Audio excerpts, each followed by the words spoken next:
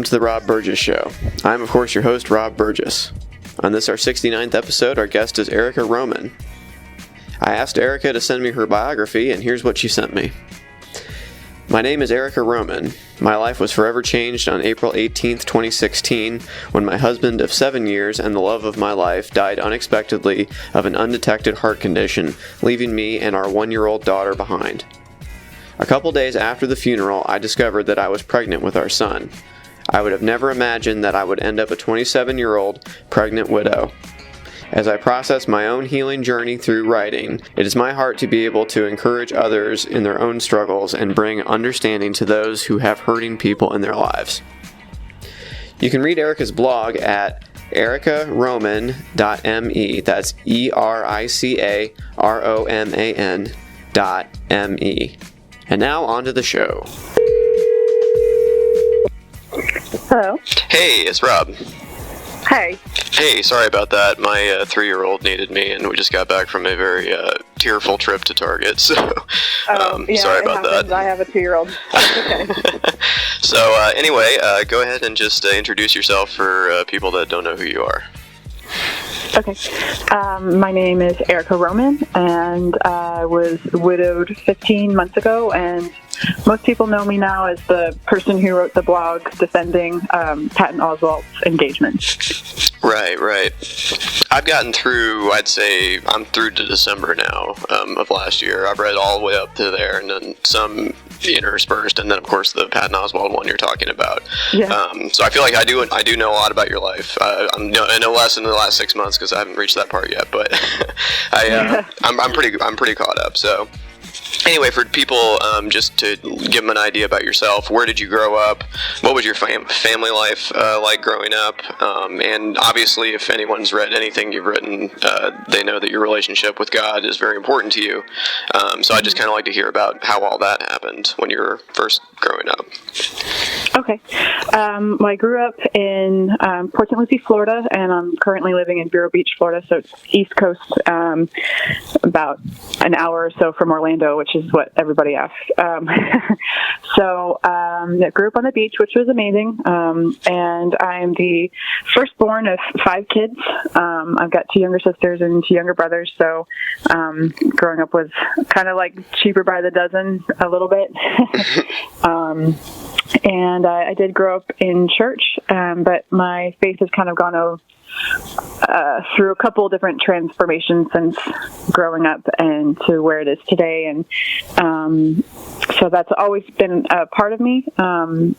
But it's such a broad topic, it's kind of hard to dive into. Well, I mean, I guess one thing that kind of struck me is that you feel that you have a very active relationship with God. And I would say that a lot of people and I'm sure you've talked about this on your blog a lot, that, you feel that God is speaking to you every day. And I don't feel like some people that say that they are Christians exactly feel that. You know what I mean? So I think that is a little bit interesting. Yeah, and actually that makes me sad a little bit, because that's what it's supposed to be like. But I actually didn't have that sort of relationship with God until maybe 5 or 6 years ago. So I grew up kind of with the standard, Christian bubble walk, essentially. But I've told people since then that if my faith had not shifted before this happened into a more dynamic personal relationship with God, then I would not have continued to remain in my faith after all this had happened. If my faith was like just a checklist of these are the things I do and these are the things I don't do, and these are the things I believe and I don't believe, I support, don't support, and I wear these kind of clothes and listen to this kind of music, if it was just a cultural checklist, that I would have abandoned it immediately. But because I had so many personal encounters with God, and I could hear him, speaking to me and pointing things out to me. And because of that is why I was able to keep my faith, because in the beginning, after in the months or so after my husband passed away so unexpectedly, I was not interested in hearing from God. Wasn't going to church. I kind of stepped out of everything, but I still felt his voice pursuing me gently to try and bring comfort and bring me back to that peace with him. Yeah.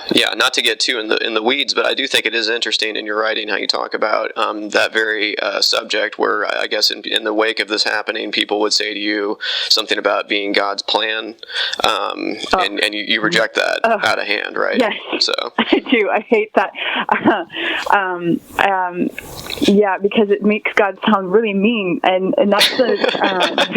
I mean, God is on the hook for a lot if you. Right.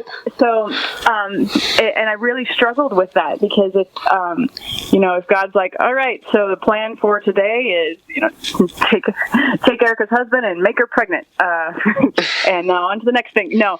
So I reject that, and unfortunately, it's one of the things that people of faith go to immediately when bad things happen to other people. I have a friend who just lost her daughter, and she gets the same thing, and I'm able to go and be like, I'm so sorry people are saying that to you, just let it go. But where I've kind of settled with that is, God's plan from the beginning was paradise. It was, Eden, and it was a harmony with him. And everything is broken because we've brought brokenness into the world, and so now his plan is making beauty from the brokenness. So sickness and bad things happening are all those things are just as a product of a broken human experience that we're living here. But what he does is he's like, okay, this is going to happen, so how can I redeem this? How can I bring light into this situation? And that's what his plan is. His plan isn't taking people's husbands. Yeah. Yeah, hard to support that. So that's an interesting insight that you've had there. But anyway, I definitely want to talk more about that. But I wanted to kind of get more of the groundwork of just how did you and John meet? That's actually a funny story. It was at a 4th of July barbecue that I was actively trying not to go to. It was just through a friend's house, but the friend there was someone else that was interested in me that was going to be there that I did not want to see. So, but my whole family was going to be there, and no matter what I did to try and get out of it, I still ended up going, and that's how I met my husband. So, but yeah, that was 2007. Mm-hmm. Yes. Okay. So 4th of July, 2007. And how old were you then? I was 18. Yeah, I was 18, but turned 19 a couple months later. Mm-hmm. Yeah, that's pretty young. And then you guys got married. Yep. How soon after did you guys get married then? A year and a half later. So I was 20 when I got married. Mm-hmm. So, and he was 25. Mm-hmm. So how did? Sorry, go ahead. Oh, what were you going to ask? Oh, I was going to ask how he proposed to you.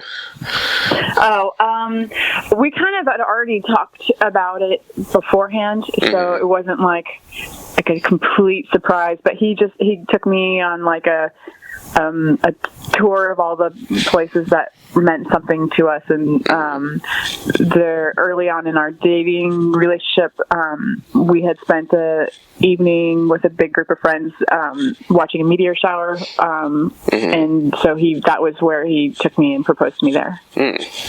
Very cool. And that was how long between the proposal and the wedding was there? 6 months. So we dated a year and we were engaged 6 months. Gotcha. Okay. And how was the wedding? It was really nice. We kept it simple. I'm not a very extravagant person, so we had a lot of fun, and it was just here in Bureau, just friends and family, and it was a really nice time. Mm-hmm. And you, in your blog, you talk pretty openly about some of the ups and downs of your marriage. You said that maybe early in a relationship that there was some conflict. What was that conflict revolving around? You said maybe something about your mission work and wanting to continue that, and him not being that enthusiastic about it. So there was some of that. We just had kind of different dreams of the future for a while before we could kind of make our own dream together. And then partly it was just, I think we were very young and had to grow up some and learn how to be married. So I think every marriage kind of goes through a fire at some point, and it's kind of the make or break of it. And so we hit a fire and pressed through. We got some support from some friends and our pastors at our church, and just encouraged us, and so we were able to rebuild. And the cool thing is, on the other side of the fire, marriage was awesome, and it gets so much better when you're able to work through things, because as hard as it is to see in the midst of it, on the other side, it gets so much better because you have that deeper connection because of what you went through. Right. Was it possibly also becoming parents that helped bring you guys closer together as well? I feel like maybe that is always the thing that brings people together. Yeah. So I would say we definitely got closer after having our daughter, but the closeness had started before.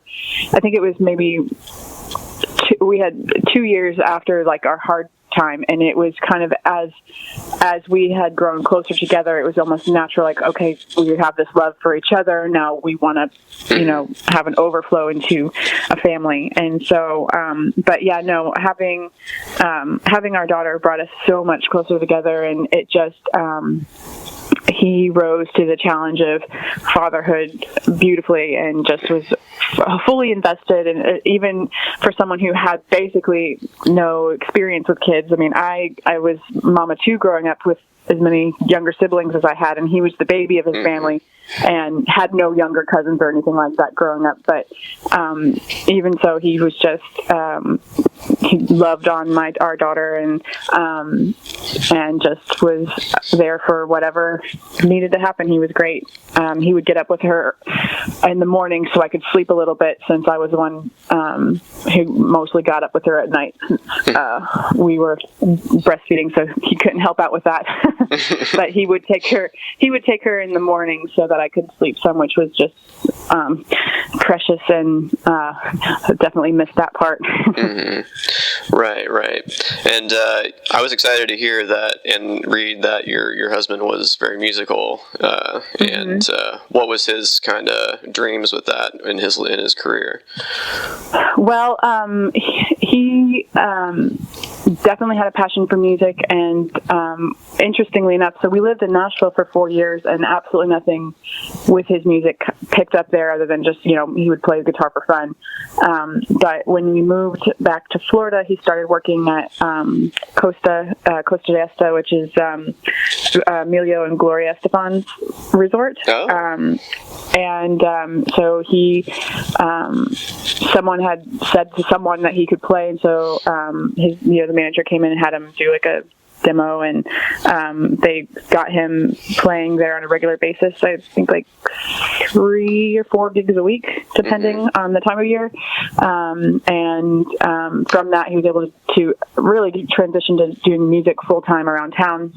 and it was really exciting. He was actually able to play for the Estefans like 4 or 5 times during one of their visits, which was really cool. And he was able to talk to them, and they really encouraged him in his music and gave him some advice. And so we were really excited. When it came to his career, we had started writing music and kind of getting serious as to what that would look like if it took off somewhat. And so that was all going on the year leading up to when he passed away. And actually the weekend before, there was rumors that the Estefans would be back that weekend, and you're like, well, maybe he'll be able to play for me again, and that didn't happen. And then and then that Monday he passed away. So it was really like a whiplash, because we were kind of building towards something, and then it was just everything dropped out. So that was really difficult. Absolutely. But just tell me about April 18th, 2016. Like, just, it's a normal day, I assume, or what kind of day was it when you woke up? Yeah, my daughter has never been a good sleeper, so she was up all night that night. And so we were both really groggy that morning. But he had made plans to go play basketball with some friends. So he actually got up and let me sleep for an hour, and then I woke up, took over with Jocelyn, and he went to go play basketball. We were planning on going to the gym when he got back, so I mean, it's not like he was, there was even a slightest surprise or the slightest hint that anything was, going to happen. So he, when he would play, a lot of times he wouldn't get my text, because obviously he was on the court. So when he was a bit late, because we were going to meet a friend at the gym, I started getting a little worried, but I'm like, well, maybe they played another game. So I'm like, in my mind, that gives him another like 45 minutes or so if he did an extra game. And so I just kept looking at my phone, and then I'm like, well, I guess maybe we're not going to work out. So, it was just kind of starting to get a little worried, and I was just more wondering, he was never really good with time schedule. Like, I was the one that made sure we got places on time, so I was starting to get annoyed. And then heard a knock at the door, and there was 2 police officers, and that's never a good feeling. But I thought it was maybe something in the neighborhood, or because we had there's a dog that runs loose, and sometimes it's gotten into things. So I thought maybe it was because of that. And so he asked if I was the wife of John Roman, and that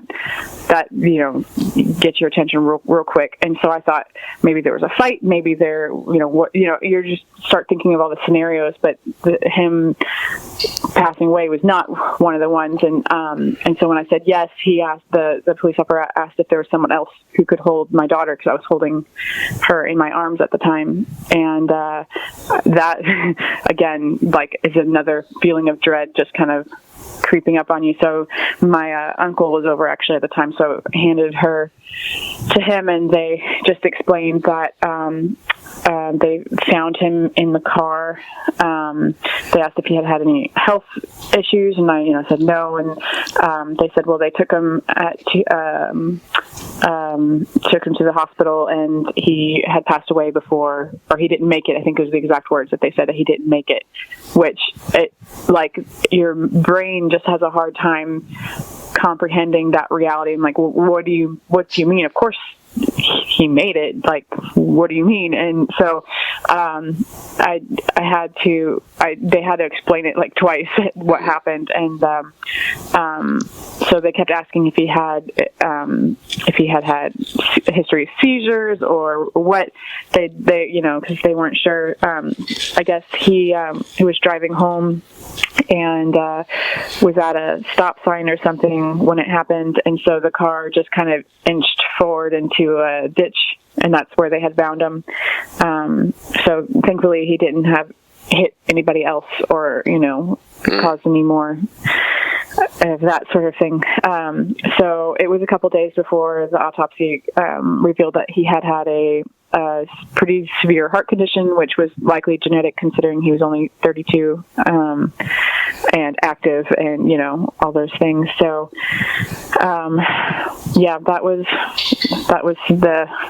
it was a surreal day. And even to this point, like thinking back on it, like there's like gaps in my memory where it's like almost things paused because it was just the shock of it is, it's kind of hard to relate, really. So, well, I think your mind in some ways shuts parts of itself off in moments like that for self-protection.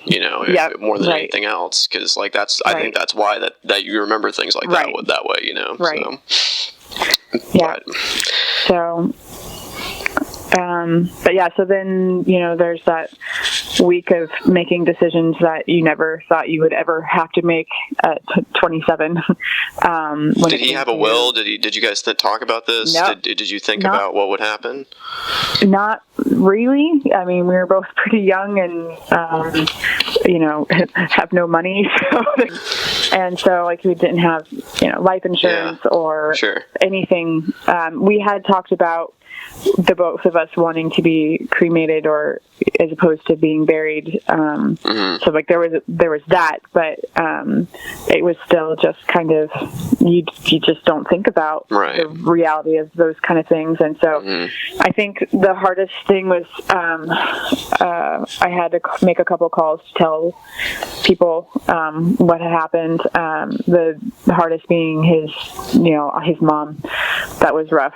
And I think I only had the strength to make 3 phone calls, and after that, I just said, I had 2 different people who I had called said, please just tell anyone who needs to be told, and that's all I could do. She planned we did the funeral, and I was able to muster the strength to speak at it because I know John was a words person. Like if you know love languages, he was a words of affirmation person. So I couldn't not speak for him. And after that, it's just kind of a bit of a blur until 2-3 days later, I discovered that I was pregnant, which was another shock, to say the least, since we were not trying. Yeah, that was what I was going to ask, because you don't really go into too much detail, and that's fine. But you do say that this was kind of a momentary, whatever, and you didn't weren't on a schedule or anything, and this was just kind of a one thing. So, how did you guys think about the possibility that you could have another kid? Though, did you talk about that at least? Well, we had wanted more kids. Just not at the moment. Right. I wanted to see just in a more eventual kind of way. Right. We wanted to see what was going to happen with John's music, and we were planning on trying to move to Miami where there would be more opportunity. So, I was already a little bit late the day it happened. So when a week went by, in my mind, I'm like, please let it just be stress, but I think I knew as soon as that day happened that I was pregnant, and I just didn't want to know. So my mom actually sent my sister-in-law to go buy a test because I didn't want to go buy one. So then, of course, I couldn't rest until I took the test. Well, I just didn't sleep.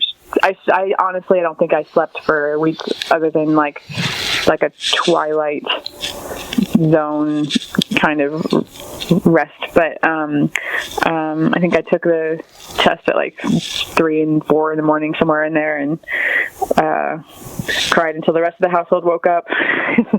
And then I told my mom, and then I called my mother-in-law, and then I just put it on Facebook because I'm like, I don't have time to call people, and I can't even process them myself. So I'm just like, I'm just going to just let everyone know now so that I don't have to answer a bunch of questions. So, so that was another intense day for me.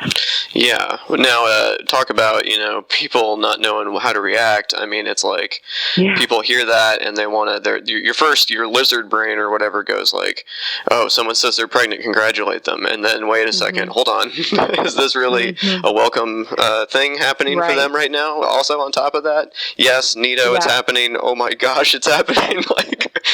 I think the best comment that I got on the news was, it's the best and worst news ever. And I was like, yes, that is the appropriate response to that. Because it was a little overwhelming when I would see people in person and then they would react as if it was like a normal pregnancy announcement with the, jumping and squealing and excitement. And I'm like, I'm not there. I'd tell people now, if someone's going through some sort of trauma, try and assess their emotional state and just meet them there. Because it took me quite a while before I was able to be happy about the pregnancy. Right. And this kind of leads into one of my favorite posts that you had, which was the 2-part thing about what to say to people who are going through trauma, or more to the point, the first part was what don't to say. Oh, don't say these things. Could you talk a little bit about those? Yeah, I know, like, in my mind, I kept repeating over in my head, it's like, they're just doing the best they can, that they know how. But there's a lot of, we as a culture, I think, we don't know how to deal with grief or trauma, and we try and find, quick fix, like cliches, and, or like, we just want to fix it immediately when things just can't be fixed. So, there was quite a few things. One, the whole God's plan, I took an entire section of that blog to address that one, and Bible verses. Those ticked me off, which is funny because I worked in ministry, and people knew me as a Christian. So, but in my mind, I'm like, okay, I've probably read the Bible through more times than you have. Like, by the time I was in high school, I know what it says. You don't have to tell me the verses that I've seen quilted on pillows a million times. It's not helpful. I literally, it's a broad stroke now. I tell people, if someone's going through a hard time, you're not allowed to say any scripture at all. Nothing. Don't say it. Don't say it. It's not going to do any good, and it's just going to tick them off. It's the truth. Oh, no, you're kidding. Love is both patient and kind. I've never heard that one before. Yeah, no, for all things work together, and for I know how the plans for you, those two, like, I kid you not, I think I wanted to, like, just scribble them out of my Bible by the time I had gotten quoted at me so many times. So, like, I've made peace with those verses now, but in the moment, I really hated them. So yeah, that's a no-no.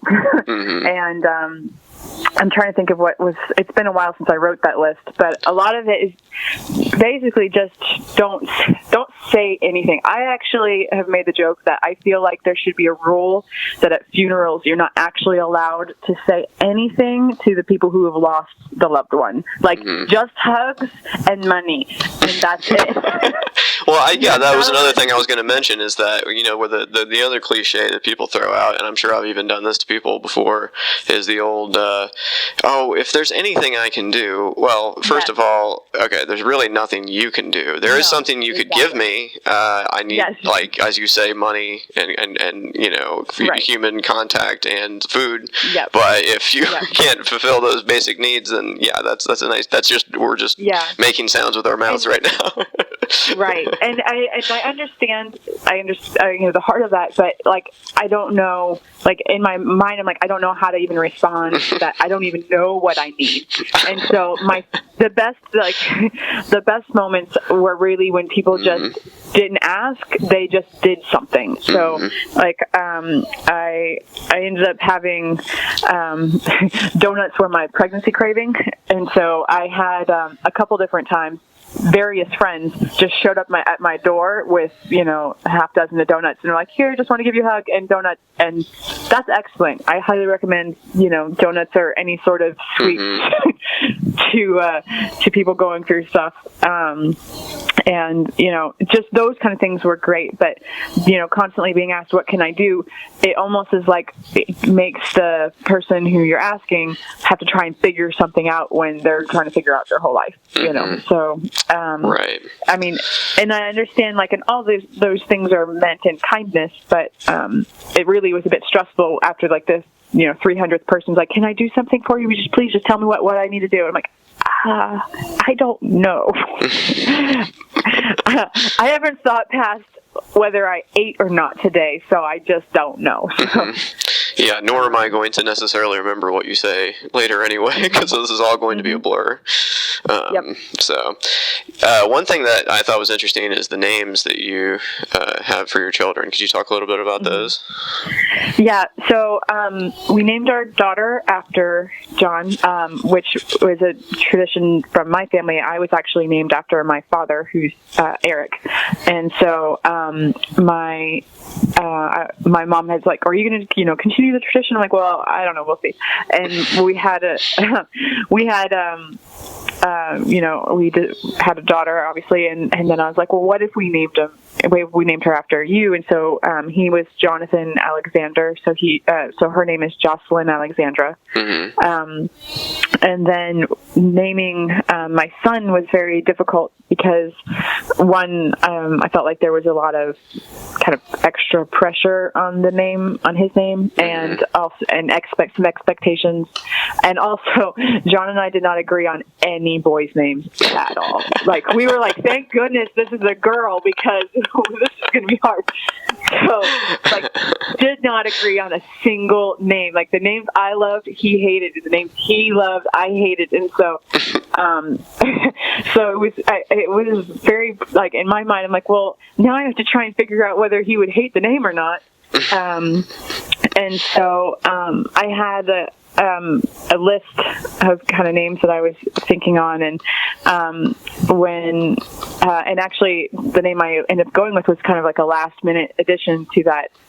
So my husband's name was Jonathan. So I'm like, well, there's a lot of kind of pressure, almost like an expectation for me to name him Jonathan because of what happened. Right. But that was actually one thing that was easy because we had that discussion before, in that we didn't like the idea of naming our kids our exact names because we feel like they should have their own identity.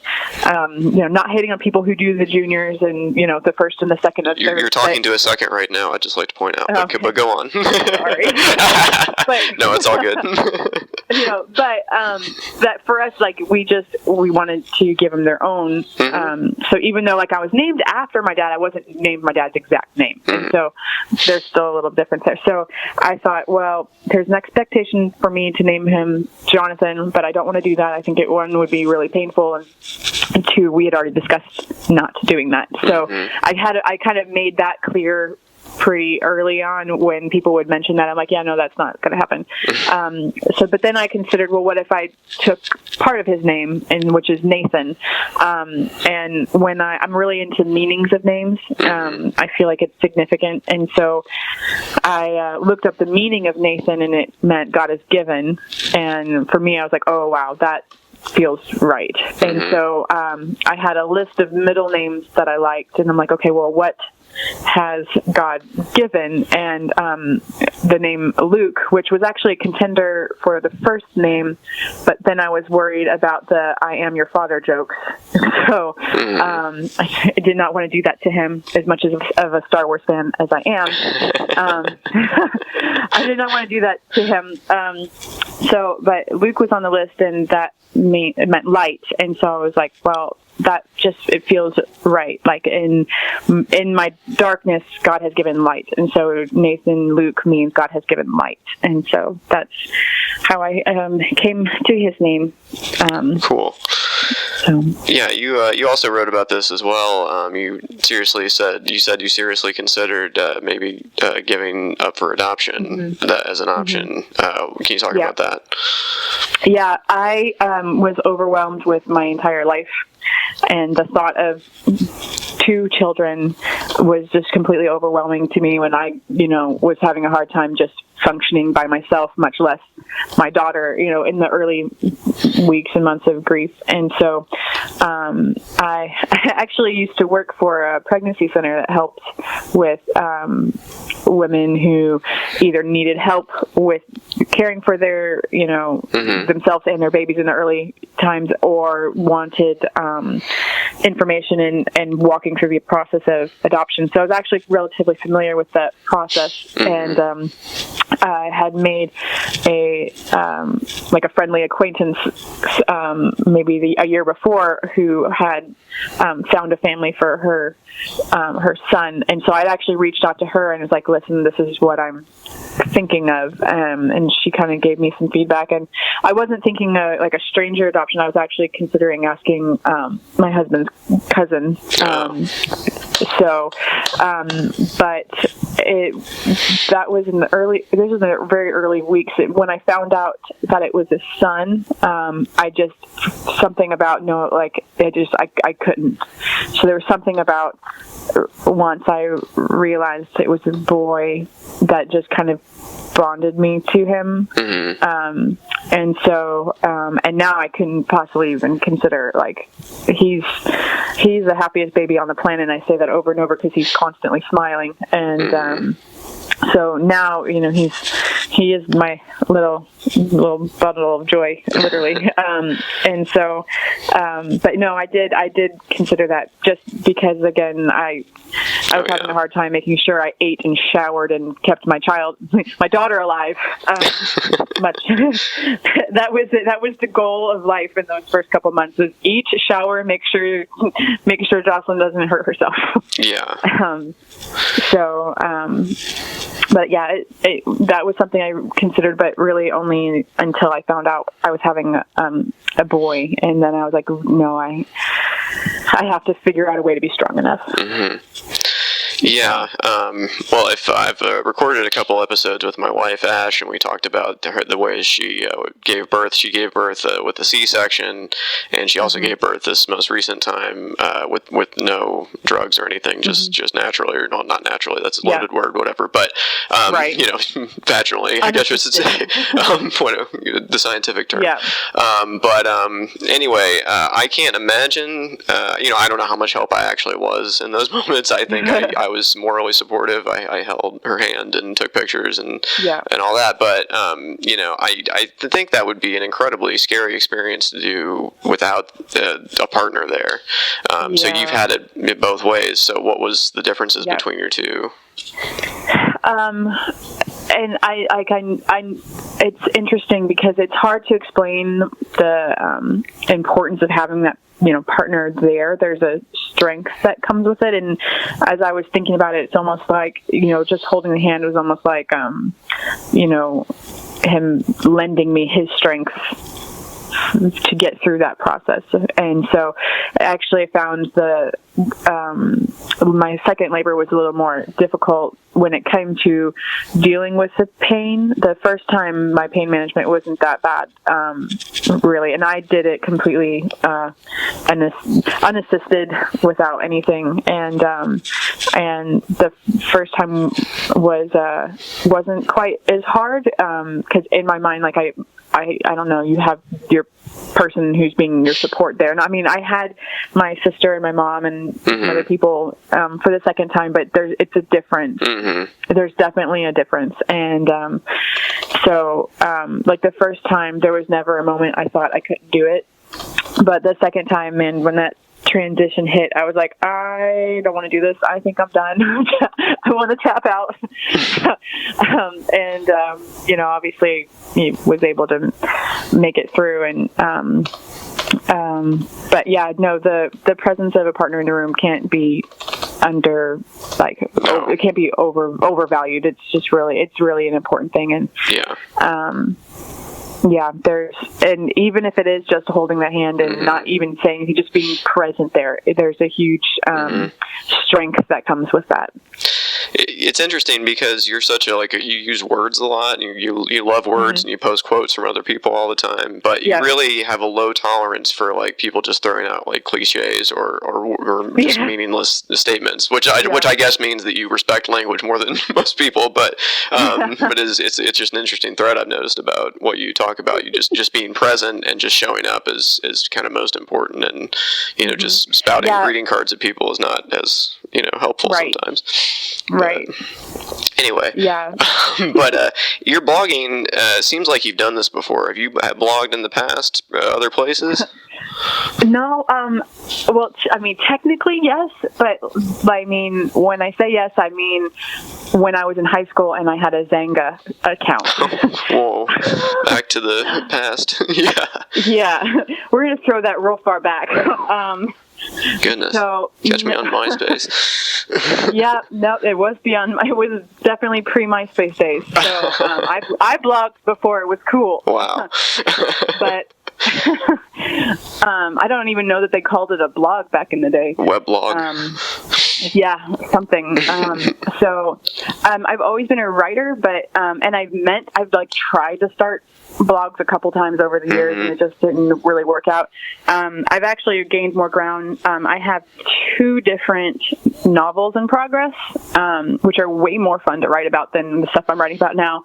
But I have an apocalypse novel and a fantasy novel in process that I was working on before everything happened, and those are kind of shelved for now. So that would be where, I mean, I have been writing, just not publicly since my Zanga days. Right. Well, I also wonder, just because, you are so open about things that are going on in your life and your life with your husband, do you think that he'd be okay with you sharing this with the world as much as you are? I think so. Actually, he had encouraged me that I should start blogging, or his thought was to have a YouTube channel, but cameras freak me out a little bit, so... Yeah, but do you see how many views those things get? My wife watches those YouTube videos all the time, and there's hundreds of thousands, and it's crazy. I know. And I know more people watch videos than they do read blogs, but... Which is very depressing, but go on. I know. It makes me very sad. But my words come out much nicer through writing, but that could be... But that is something he had been encouraging me to start doing anyways. But when it comes to the content of what I'm writing, and being open about our struggles and stuff, I try and see, even while I'm being honest, I try and filter it through honor. When I'm going to bring up a situation, I try and emphasize my faults as opposed to his, because not that he wasn't, everyone's got imperfections, but I try and be honoring, because he's not here to defend himself. Sure, there's only one side of the story to be told right now. So I try, when it comes to anything that could possibly be construed as negative, I try and emphasize my part in that process as much as I can. And that's kind of what I go through, and that's true for anything. Like, there's lots of topics that I could bring up about other things that have happened since I've started blogging, but it would require involving other people who I don't want, even if they are at fault with something, I don't want to dishonor anyone with my writing. Yeah, basically. For sure. Now, you have some posts in here about entering the dating pool again, possibly. Talk about your thoughts about that and how they've kind of evolved over time here. I have very minimal dating experience. I mean, I met my husband right before I turned 19. I had one high school boyfriend. We held hands and went to youth group together. That's about it. And I'll see college students lately, and they just look like babies to me. I don't know. I'm 34, but it's just I thought I was so old when I was that age, and it's just, I know. I've definitely aged like 10 years. So, yeah, I imagine. So now, which is really funny because someone like had brought up someone that they knew. I didn't know the person. They're like, oh, they're this age, and I'm like, aren't they like really young? They're like, he's your same age, and I'm like, oh, he just seems young to me. So, no, I'm not thrilled with the dating culture. I mean, it's completely changed from when you were single last. Yeah, and I didn't even date much then. Right, yeah. So, I don't know, like, trying to figure out the right words to describe it. So I'm just not the kind of person to do the games. So for me, I'm quite straightforward. If I like someone, I will say that I like them. I'm not going to do the whole, I don't know. I don't do the games. And that's all this culture is currently, from what I've seen, is the games. And I remember having conversations with my husband like, wow, thank God we're not single now.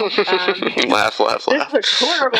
And I have used on more than one occasion that the dating world currently is like the Hunger Games. What it looks like from the outside, and my opinion hasn't changed much. So, yeah, it's sad a little bit to me, the vagueness, and it seems like people are just using each other to pass the time a lot, or just until the next good thing comes along or better thing comes along. So I won't be dating that way. I logged on to, just out of morbid curiosity and or boredom, and possibly because my son was keeping me all night long, but I logged onto a dating site for exactly 24 hours, and nope. That's exactly. After 24 hours, I was like, yep, that's not happening. I didn't respond to anything. I just deleted it. Like, yep, nope, that's not happening. I am not cut out for that. But that was a couple months ago, before I would have been ready to date anyway. So right. Yeah. Well, that kind of leads into your post about Patton Oswalt, and I've interviewed Patton actually in the past when he came through to Bloomington for the Limestone Comedy Festival. I talked to him on the phone for a few minutes, and I also saw him speak at Ebert Fest, Roger Ebert's film festival in Champaign, Illinois. But anyway, I've been a huge fan of his for a long time, and when I saw that he was engaged again after his wife had died, I was like, oh, good. I thought, all right, somebody I like seems like they've found, some kind of happiness in the world. Okay, good for them. Then I read your thing, and it didn't really even occur to me that there would be a pushback to that, because why would there be? I don't get it. Right. But anyway, so I read your thing, and I've kind of stopped reading the comments on things, which is maybe why I'm a little bit ignorant of that. But your thing had just the most awful. Can you talk about what the reaction you saw from people on this? Yeah. So I was reading those comments during a middle of the night feeding with my son, which you should never read comments in 2:00 in the morning. It's never a good thing. That should be in the Constitution or something. It's a law. Do not read the comments in the middle of the night. Yeah. Don't do it. So I actually, I knew who he was, but he wasn't really on my radar. I don't really follow celebrities too much. Unless it's something like a random nerd fact, because I am nerdy and those things matter to me. So, but other than that, I don't care who's dating who. I can't tell you who the Kardashian sisters are. I don't know. So he only came on my radar last year when in some of the widow groups I'm in on Facebook started sharing some of his process, and so I started following him then, and really just only the things that when he talked about his wife and his grief process, and so I was really excited when I saw that he was engaged, and kind of especially because our spouses passed away within days of each other. Yeah, it was pretty kind close. Of been on the same. Yeah, we've been on the same timeline a bit when it like a lot of the things he would write. I'm like, yep, that's exactly where I'm at. And so when I saw that he, had become engaged and announced, I was really excited because it was almost like not because of a celebrity got engaged. It was because a widow moved forward. That kind of mindset. So I wasn't excited about his celebrity status, like almost like his humanity status. And so when I scrolled down and I saw the comments, and there were so many, I mean, I picked out some of them, but so many just quick off-the-shoulder judgments of people who have no idea what they're talking about. And so that made me mad because, again, not just because it was, the celebrity guy that they're hating on, because that's the same response so many widows and widowers get when they start dating again. And it's a very common topic in the support groups on Facebook is,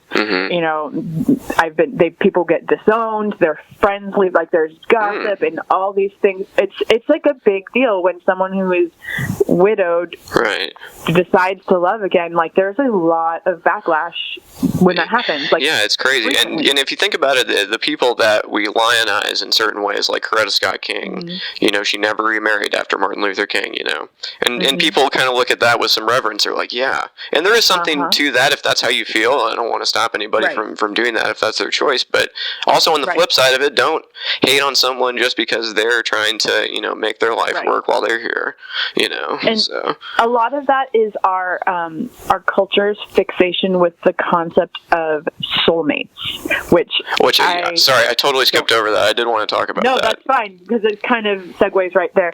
I don't accept that generally understood term where there's two people who are just born that were meant to be together from the beginning, and there's nobody else for them. I don't really agree with that. I feel like that soulmate status is something you attain with someone. It's like a place in your journey, not something that you are. But because our culture is so obsessed with the idea of soulmates, then that means in their mind, well, if you love someone else, either the first person wasn't your soulmate, and therefore you must not have loved them very much, or the second person is just a warm body to fill the place for the rest of your life.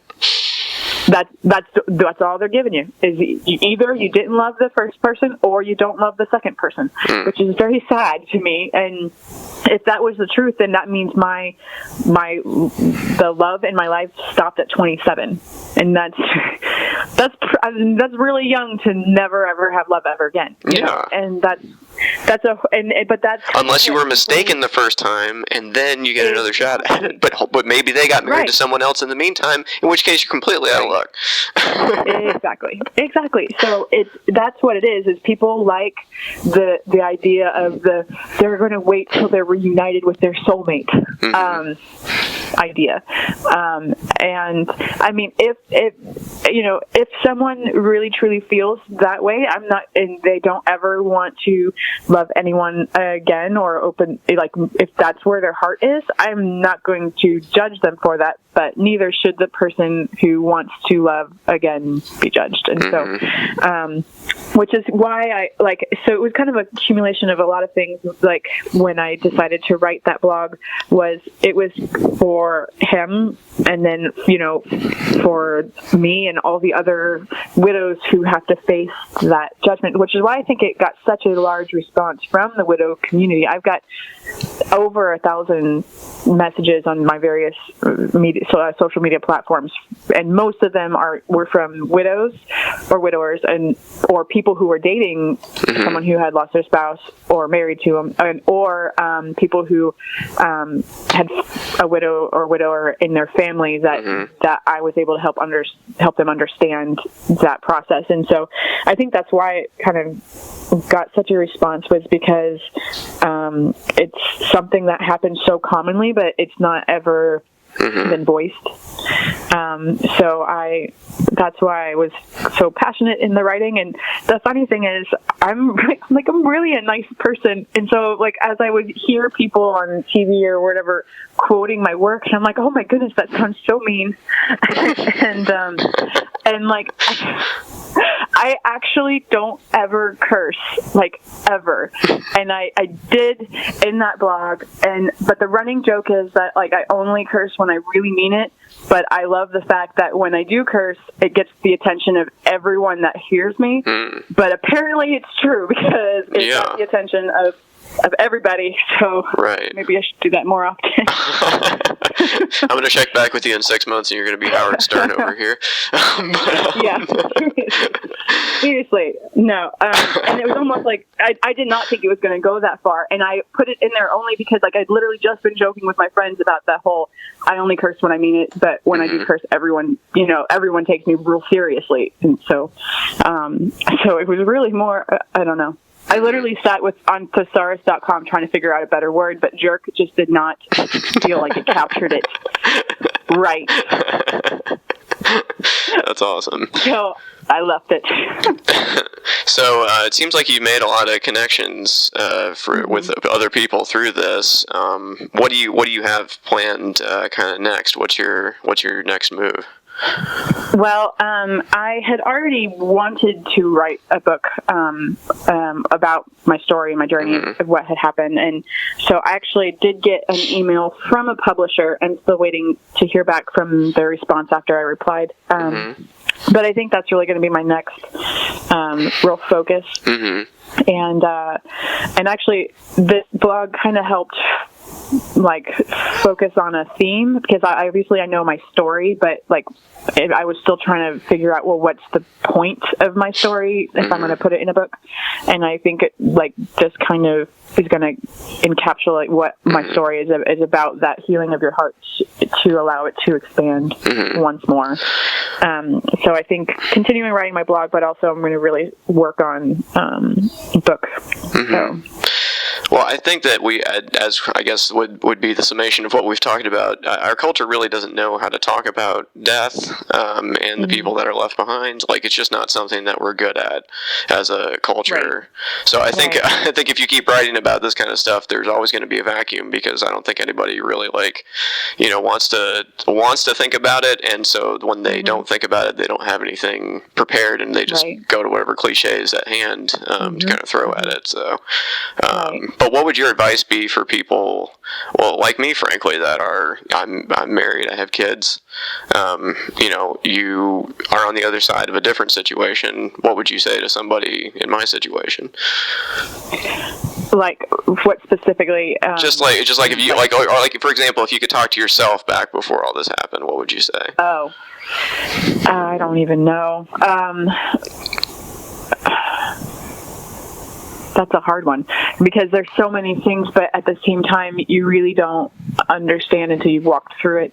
So, like, when it comes to dealing with it, like, what I would tell myself if I could go back, 2 years and say this is going to happen, is that kind of what your question is? Yeah. Okay.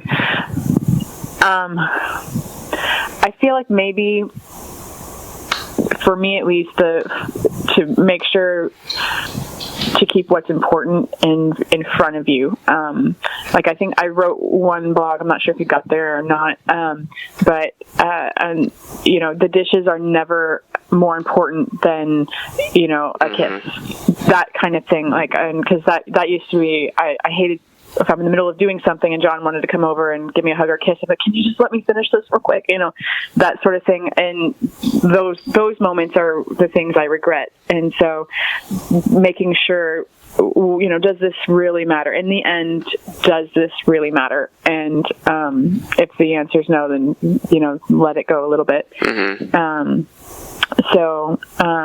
But when it comes to, there is nothing you can do to prepare for this kind of trauma situation. It's just, taking a day at a time, you transform through it. It's not something you can really prepare for. Yeah, I guess that's true. I always think, like, maybe if I think about the worst thing that could happen, then it won't happen, or maybe I'll, like, be upset about it. But there's just certain things that you're going to feel how you feel in the moment. It doesn't matter. You know? So. There's literally nothing I could possibly say to myself or anyone else that could prepare you for this sort of situation, other than if, when that time comes, just take it a day at a time. Like just do the next thing. So first, for me, some days it'd be like, okay, take this plate and put it in the sink, and like just focus on that. Okay, pick up Jocelyn and go change her diaper. Focus on that. And so just do the next thing. And then eventually you make it through to the other side. Definitely. So. We're getting near the hour mark, and I really appreciate you taking all this time to talk with me here. I always ask this before we go, and I did read in your writing how you said it was actually difficult for you to listen to music, only for the fact of that, of course, your husband was so musical, and that you kind of, there was some uncomfortable connections where other people are just listening to a song. But have you been able to get reacquainted with music at all in these past few months?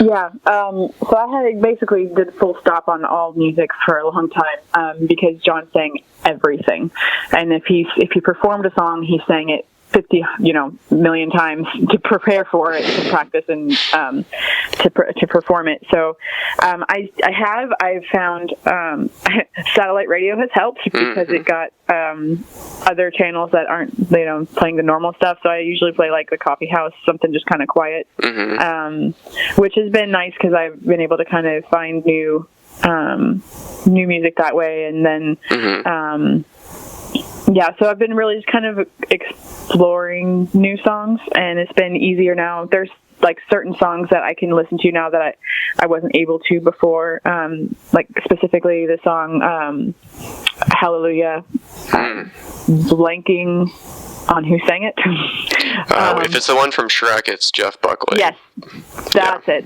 Yeah, that one was a very difficult one for me because I had insisted he learn and play that one because it was a favorite song of mine, and I knew it would suit his voice perfectly, and it did, and it was actually a crowd favorite. He got the most applause or tips, or that was always requested, and so that song I'm actually able to listen to again, and in the next couple of weeks we'll be getting a memorial tattoo, and we'll be incorporating some lyrics in some of the notes from that song.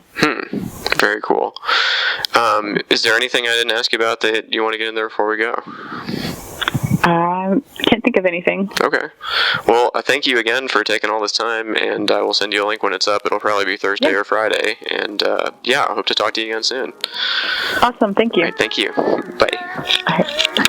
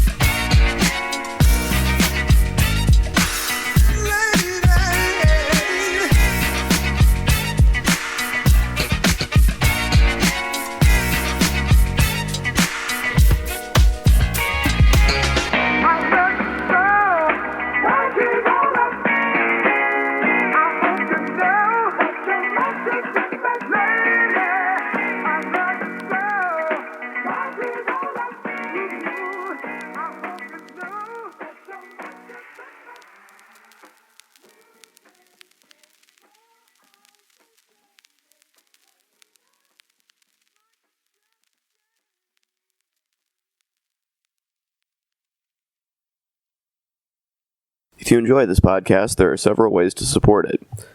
I have a Patreon account, which can be found at www.patreon.com/Rob Burgess Show Patreon. I hope you'll consider supporting in any amount. Also, please make sure to comment, follow, like, subscribe, share, rate, and review the podcast everywhere it's available, which includes iTunes, YouTube, SoundCloud, Stitcher, Google Play Music, Facebook, Twitter, Internet Archive, TuneIn, and RSS. It really helps. The official website for the podcast is www.therobburgessshow.com. You can find out more about me by visiting my website, www.thisburgess.com. Until next time.